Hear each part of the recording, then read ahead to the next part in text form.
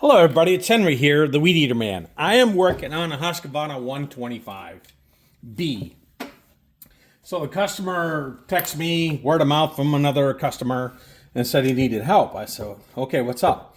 So he wrote me, it's in clean condition, it's well taken care of. So he'd done a lot of things to it already. He's worked on a lot of different items on it.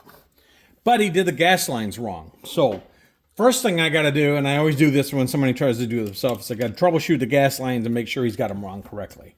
So I got a bunch of different gas bulbs here. I'm going to show you something. So when you squeeze the bulb, he's got the return line going to the carburetor. So the bulb has a long tube on it and a short tube.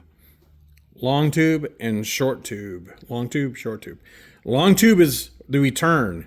Short tube sucks through the carburetor via the filter line. So the filter line comes into the bottom of the diaphragm. Then on the top of the impulse actual 10 psi relief lever, the trigger lever that's inside of here, right? There's a diaphragm on there too, and that's vented to air. So when you pull it through, you're pulling fuel up to it. And the fuel produces like 8 to 10 pounds of pressure in the tank and pushes on that lever, that metering lever. That metering lever is on the downside of the suction. So you switch these two around. You always want to suck through the carburetor via the filter. So he's got this whole configuration is wrong, right? So that's one type of primer bulb, long stem, short stem. Remember, long stem return to the tank. Here's another one with a spring in it. Still use a lot of these in their backpack. Short stem, long stem, same thing. Here's another one. It's just a clear bulb. Long stem, short stem, same thing, okay?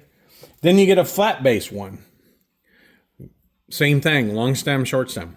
All right, so I think I got that cleared up with you. Remember that. Suction short, discharge long. That sounds kind of weird, but anyways. All right, so his hose arrangement's wrong. And I'm going to take all this apart and redo it. So I'm going to just pull all these off because we want to suck through the carburetor, not discharge on the carburetor. So, and then I'll have to change all these lines up. So we want to suck, so I'll put this on the short end. That's his filter, the long end, and I got to change all this mess, but I just wanted to show you. I don't want to waste too much of your time. A lot of you already know this, but for the novice guy that's doing this at home, this is how it's going to eventually look. All right, so you can always tell the vented area where it's coming out of the carburetor, right? This is the metering that goes to the suction of the bulb. The inlet comes into the diaphragm, which is the bottom of it. So that's the filter one. That would go there. So then I am sucking out of the carburetor through the filter. So it comes up through the filter. Let me show this. This is how it should look. I'm pulling fuel up through this filter back around to here. And I tell you what, I'll set up. Let me take care of this for you. Let me see if I can set up a demo, a small little demo with a tank.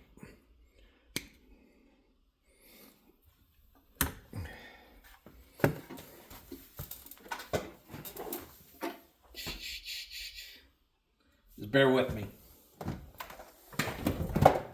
I didn't plan for this. It just kind of threw it off the cuff. But I want you to see it. And if I'm wrong, I'm wrong. Or right, I'll just redo the video. But all right, I'm just gonna have these long for demonstration reasons right now. So this is the long one that, like I said, goes back to the tank, right? And I'll just run it through this grommet, and then I'm gonna get a clear container. I have those, so I can show you exactly what we're gonna do.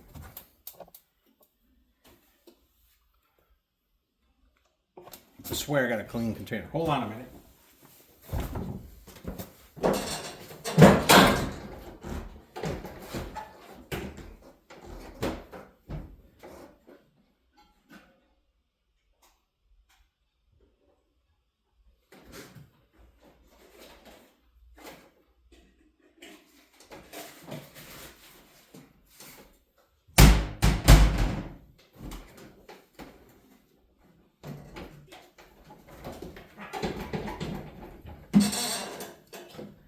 Trust me, I'm organized and I'm a professional. Got me a clear container.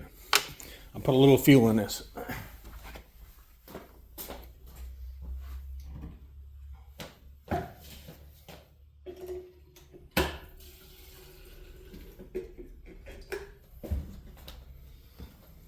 All right, and I like to use synthetic 2-cycle. Whatever you choose, it's your business.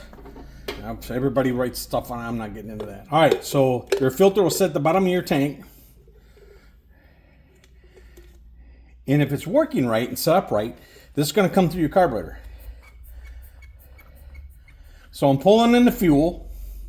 It's coming in, and I pull it through the carburetor, and now I'm putting it back out through. See? I don't want to spill this. So that's how it should look. That's a properly set up fuel system. Right? So again, your suction comes through the filter, through your grommet, to the bottom side of the diaphragm. Comes through the carburetor. While it's doing that, it's shooting some fuel through the jets, getting the carburetor a little bit soaked so that it can suck in while you're doing that. 3 to 5 squirts. Some people do 5 to 10. You know, I don't want to flood it. I always do 3 to 5. I tune my stuff that I can start it up cold, 3 to 5 pumps, and she start right up. So let's get that straight. Through the line, up through the top of the metering valve, into the suction side of the primer bulb, suction side, through the long stem, which is your discharge, your long stem. See it discharging? That's your discharge. This is the best way I can show you. And you can test all this before you put it together. You don't have to put it in. You don't have to put it into your machine and go through all this hoopla, right? But that's how it works. And then that's what it should do. That's pre-priming the carburetor. That preloads it. So when you go to pull it, it's got fuel up into the jets already, and then when you pull it, it causes that venturi. You already got pressure on the tank, you got pressure on the line. It causes that venturi. It's a little Kevlar disc inside here on the high, little Kevlar disc. And then it shoots through the low, and then it kicks in. I always squeeze the trigger so you're on high. Then it'll pop that Kevlar disc, and then you'll start pulling fuel in it, and she'll start running like a champ. So that's kind of simple, the fuel system in a nutshell. Hope I explained that very well. And that's explained in Henry's layman terms. Now, I'm going to take all these lines and I'll cut them because you can have them too long. And if you get them too long, they'll crimp over. If you have them not the right one in the grommet, the tank will leak. So I have a mixed assortment of hoses and lines. And one benefit of buying offline is you get extras and then you can fit the right stuff to the right grommet because they're all different. And that's really it. That's how it should look. All right, thanks everybody. Henry the Weed Eater Man out, showing you how a fuel line should look on a carburetor and demonstrating it into a mayonnaise jar. How about that? Everybody, happy 2025. Won't be long, 12 more days. I had to throw that in there. Love you all. Bye-bye.